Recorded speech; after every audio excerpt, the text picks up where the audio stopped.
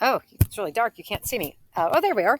All right. I'm outside and in the shadowy evening recording the screencast for you guys. So today we're going to talk a little bit about the rhetorical appeals. We have already been through the rhetorical situation, and you've learned how to use soapstone and to look at an argument and to analyze it for all of the things like speaker and purpose and occasion and audience and its tone. And so now what we're going to talk about are the tools that authors use, or speakers, or writers, or advertisers, or artists, or whoever's making the text, the tools that they use to convince an audience who is hearing an argument. And Aristotle, who is an old Greek guy in a toga who did a lot of arguing, he basically sort of set the foundation for argument by creating what he called the rhetorical triangle, and it included the rhetorical appeals. And these are logos, pathos, and ethos. And my guess is that you guys have heard of these before. So up at the top here is the first one, ethos. Ethos is Greek for character, right? Character meaning like your reputation, your character, like do you have good character or bad character? And it refers to whether or not the speaker is qualified to speak on the subject. So it could be their expertise, it could be their knowledge or their experience or their sincerity, or ethos could be a combination of all of those factors. Basically, speakers attempt to appeal to ethos by trying to demonstrate that you should trust them, that they are credible and that they are trustworthy. So at the beginning of this class, when I made my video about myself, I told you where my degrees were from. I told you how long I'd been teaching. And I did those things because I wanted you to realize that I am actually an expert at teaching. There's a lot of things I'm horrible at, but when it comes to teaching, I've been teaching a long time and I've been very successful at it. And so I gave you all of my credentials so that you would realize that my ethos means I'm credible to teach you. I can get you ready for college writing and for writing for your career.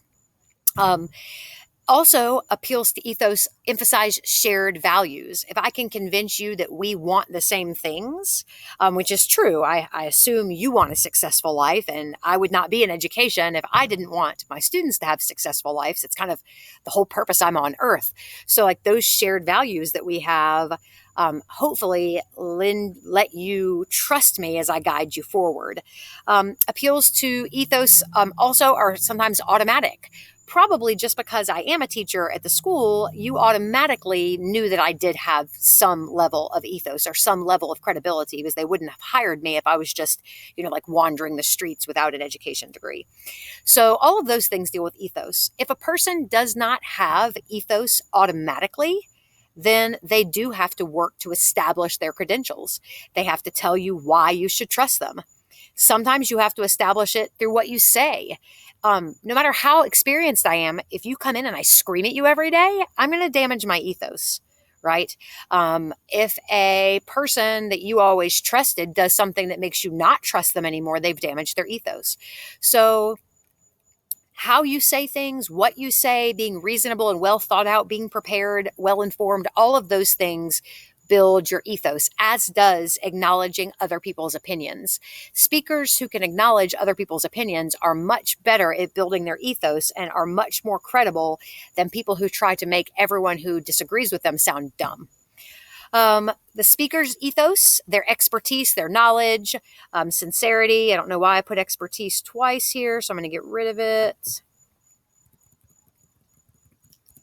Their expertise, knowledge, sincerity, their common purpose with the audience, or a combination, gives the audience a reason to keep listening to the person speak. Whenever you hear someone arguing, the first thing you should ask is how they work to build in their ethos. Are they credible? Do they do anything that makes you think that they are not to be trusted? And if they are not to be trusted, you shouldn't listen, right? Just because you agree with what something someone says does not mean that they are the best source to be giving you that information.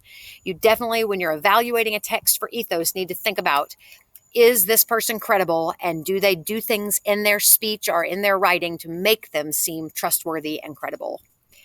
Next, and you've probably heard of these again, is logos, which is Greek for embodied thought.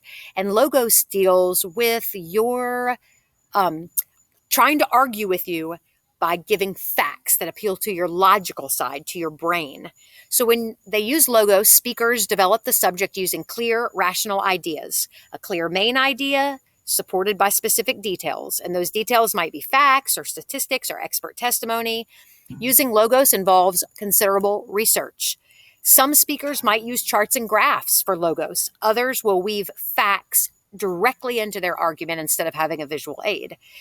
Also, guys, whether or not you realize it, acknowledging the counter argument or stating that there is another side actually makes your logos stronger.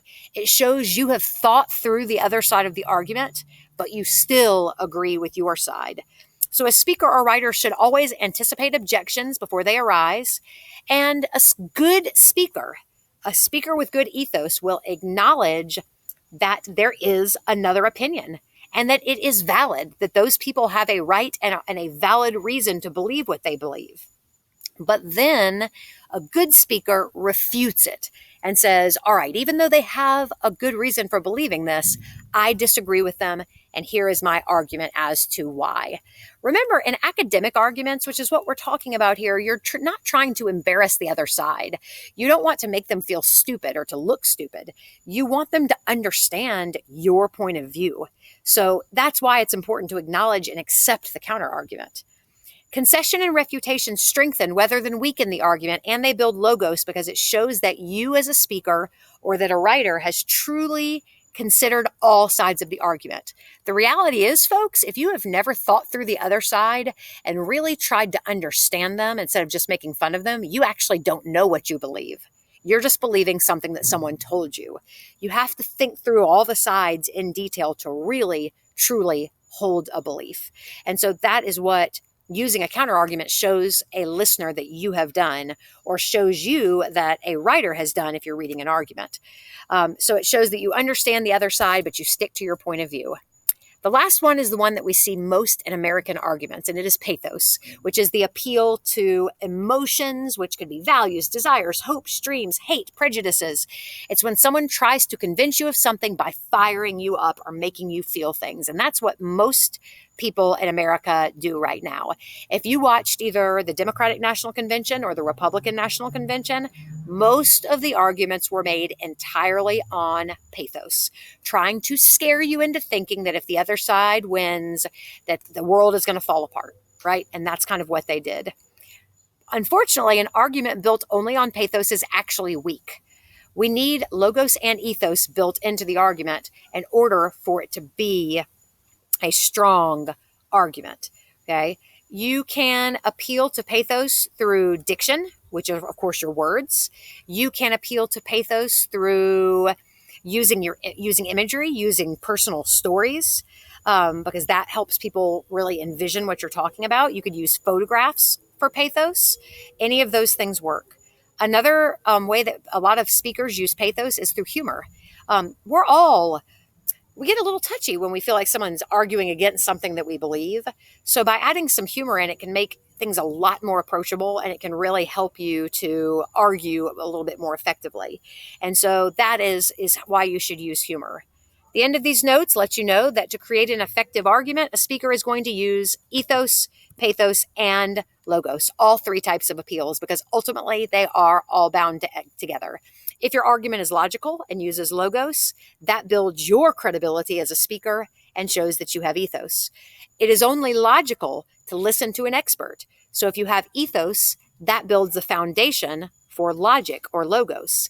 Ethos can be built from pathos. If you have sympathy with me, you're more likely to listen to me, right? All of these rhetorical appeals connect. And so whenever you are writing an argument in class, I want you to build your ethical credibility, make yourself seem trustworthy. Okay? I want you to acknowledge the counter argument to seem trustworthy. And then I want you to use facts and statistics to build logic, evidence to build logic. And I also want you to appeal to emotions through strong words, imagery, stories, and things like that. When you're analyzing an argument that we're reading in class, I want you to look for their ethical credibility, for their appeal to logic, and I want you to look for their appeal to emotions. So in short, those are the rhetorical appeals, and we're going to practice with those today.